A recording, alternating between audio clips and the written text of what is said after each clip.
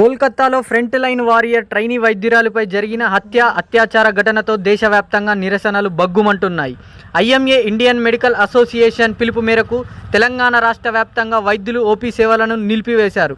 ఇందులో భాగంగా భద్రాద్రి కొత్తగూడెం జిల్లా సింగరేణి ప్రధాన ఆసుపత్రి వైద్యులు, వైద్య సిబ్బంది ప్లకార్డులు పట్టుకొని ఆసుపత్రి ప్రధాన గేటు ఎదుట నిరసన వ్యక్తం చేశారు. ఖండించాలి.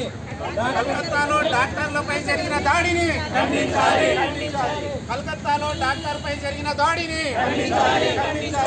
కలకత్తాలో మహిళా డాక్టర్పై జరిగిన దాడిని కలకత్తాలో మహిళా డాక్టర్పై జరిగిన దాడిని దోషులను వెంటనే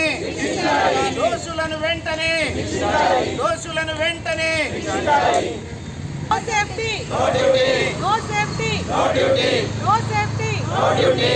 We want justice. We want justice. We want justice. Save the savior. Save the savior.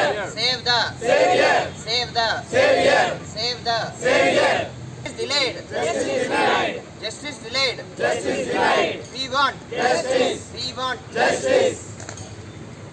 Protest జరుగుతూనే ఉన్నాయి. దాని భాగంగా ఐఎంఏ తరఫున అందరూ డాక్టర్స్ కూడా బోత్ గవర్నమెంట్ ప్రైవేట్ సెక్టర్స్ అన్నీ కూడా doctors OPD emergency services bandh చేయడం జరిగింది. అండ్ ఈ ఎవ్రీ ఇయర్ డాక్టర్స్ మీద 75% ఆఫ్ ద డాక్టర్స్ అయినో ఎవ్రీ ఇయర్ ఏదో ఒక రకమైన వర్క్ హరాస్మెంట్ కానీ వయలెన్స్ కానీ మనం ఫేస్ చేస్తున్నాం. ఇది ఇంకా ఎన్నాళ్ళు. సో ఐఎంఏ డిమాండ్ చేసేది ఏంటంటే స్ట్రిక్ట్ లాస్, వర్క్ ప్లేస్లో safety, strict laws, central law అమలు చేయాలి. So that no violence and it should be non bailable punishable offence కింద ఎనీ సెక్షువల్ అసాల్ట్.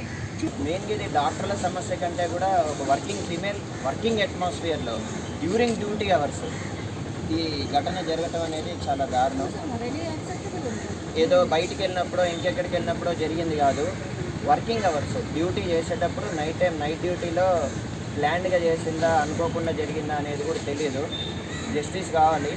మెయిన్గా కావాల్సింది అంటే we want central protection act for all the doctors and we want all the working places of hospitals and other areas to be mentioned as the safe zones so that all can work freely, not only regarding this incident but also against the crimes done by the people, against the doctors.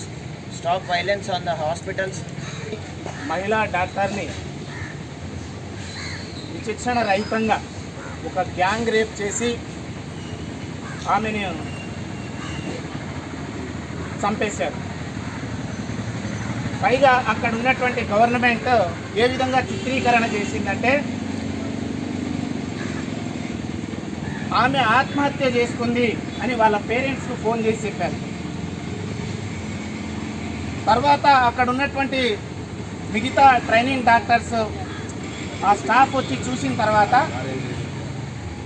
ఆమెకు ఎంత దారుణంగా చంపబడ్డదన్నది, కళ్ళల్లోకి వెళ్ళి రక్తం వస్తుంది, శరీరం అంతా గాయాలున్నాయి. ఆమె ఆ దాడిని ప్రతిఘటించినటువంటి సందర్భం పోస్ట్ మార్టం రిపోర్ట్లో కూడా వచ్చింది అన్నది మనం చూసాం.